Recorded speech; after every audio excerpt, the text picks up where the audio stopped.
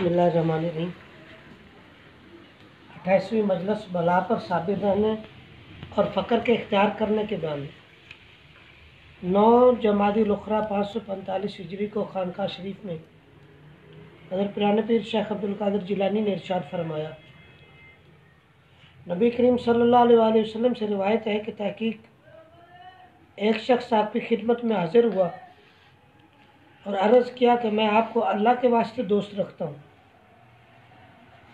آپ نے یہ سن کر اس سے ارشاد فرمایا، پھر تو بلا اور فقیری کو اپنی چادر بنا لو، کیونکہ تو میری صفت کے ساتھ متصف ہونا چاہتا ہے اور میری سی حالت چاہتا ہے، اور بتحقیق محبت کی شرط مطلوب اور محبوب کے ساتھ موافقت ہے۔ ابو بکر صدیق رضی اللہ عنہ جب محبت رسول اللہ صلی اللہ علیہ وآلہ وسلم میں سچے تھے تو حضرت صدیق اکبر رضی اللہ عنہ نے اپنا تمام مال آپ صلی اللہ علیہ وآلہ وسلم پر خرچ کر دیا اور آپ کی صفت سے متصف ہو گئے اور فقر میں آپ کے شریک ہو گئے، یہاں تک کہ محض ایک ابا سے گزر فرماتے آپ کی ظاہری اور باطنی، خفیہ اور علانیہ ہر طرح سے موافقت کی۔ اے جھوٹ بولنے والے، تو نیک بندوں اور اولیاء اللہ کی محبت کا تو دعویٰ کرتا ہے، لیکن ان سے اپنے درہم اور دینار اور روپیہ اور اشرفی کو چھپا کے رکھتا ہے اور ان سے نزدیکی کی خواہش رکھتا ہے اور دوستی چاہتا ہے۔ تو عقل مند بن، ایسی محبت جھوٹی ہے۔ محب اور عاشق اپنے محبوب سے کسی چیز کو چھپایا نہیں کرتے، بلکہ اس کو ہر چیز پر ترجیح دیتے ہیں۔ فقر اور افلاس حضور نبی کریم صلی اللہ علیہ وآلہ وسلم کے واسطے لازم تھا اور ان کے ساتھ لگا ہوا تھا اور آپ سے جدا نہ ہوتا تھا۔ اسی واسطے آپ صلی اللہ علیہ وآلہ وسلم نے ارشاد فرمایا کہ جو شخص میری محبت کا دعویٰ کرے اس کی طرف فقر اس سے زیادہ تیزی اور جلدی کرتا ہے جیسے پانی کا رو اپنی انتہا کی طرف۔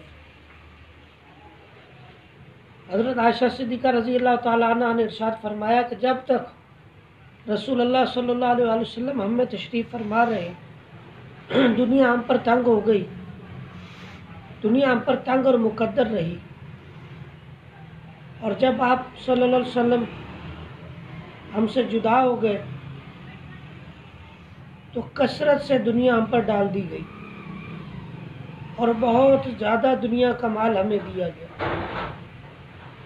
پس جان لو رسول اللہ صلی اللہ علیہ وآلہ وسلم کی محبت کی شرط فقر ہے اور اللہ کی محبت کی شرط بلا ہے۔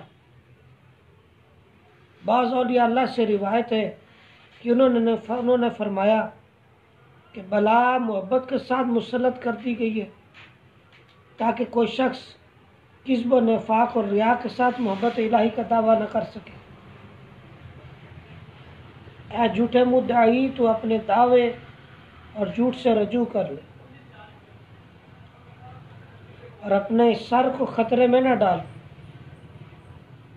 اگر تو سچائی کے ساتھ اس میدان میں آیا ہے تو بہتر، ورنہ ہمارا پیچھا نہ کر۔ اپنے کھوٹے دام صراف کے روبرو پیش نہ کر، وہ یقیناً تجھ سے اس کو قبول نہ کرے گا اور تو رسوا ہو جائے گا۔ تو سانپ اور درندے پر فریفتہ نہ ہو، وہ دونوں تجھ کو ہلاک کر دیں گے۔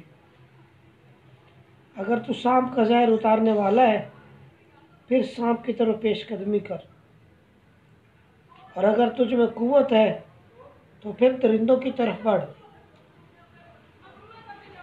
حق تعالیٰ کے ساتھ، حق تعالیٰ کے راستے میں سچائی کی حاجت ہے اور نور معرفت کی ضرورت ہے، بغیر اس کے منزل ملنا دشوار ہے۔ صدیقین کے قلب میں معرفت کا آفتاب دن رات ہر وقت چمکتا رہتا ہے، کبھی غروب نہیں ہوتا۔ اے غلام تو منافقوں سے جو کہ غضب الہی کی طرف توجہ کرنے والے ہیں اپنے رخ کو پھیر لے اور عقل مند بن جا، ایسے کے پاس نہ جا۔ اس زمانے کے اکثر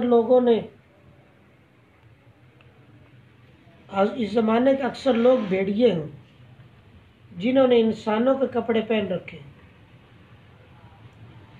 تو فکر کا آئینہ لے اور اس میں دیکھ، اور اللہ عز و جل سے سوال کر کہ وہ اس میں تجھ کو اور ان منافقوں کو دکھا دے تاکہ تجھے فرق حاصل ہو جائے۔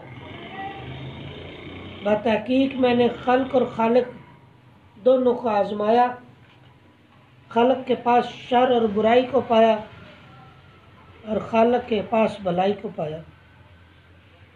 اللہم سلمنا من شرورہم وارزقنی خیرہ دنیا و آخرتا۔ اے اللہ تعالیٰ تو ہم کو مخلوق کی برائیوں سے محفوظ فرما اور دنیا اور آخرت میں اپنی بھلائی عطا فرما۔ اللہم انفعنی بما اقول وانفعہم بما اقول وما یستمعون۔